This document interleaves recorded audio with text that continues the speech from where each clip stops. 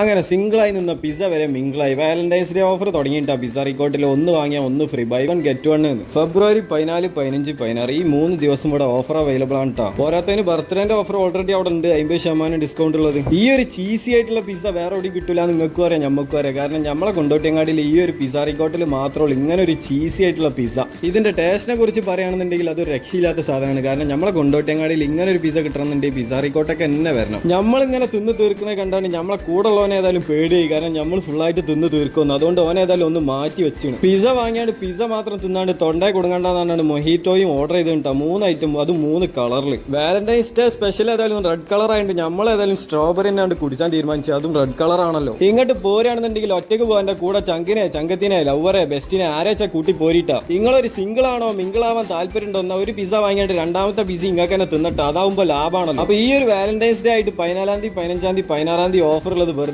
ഒഴിവാക്കണ്ട. ഇങ്ങോട്ട് വന്നോളി കൊണ്ടോട്ടി പിസ്സ റിക്കോട്ടേക്ക്.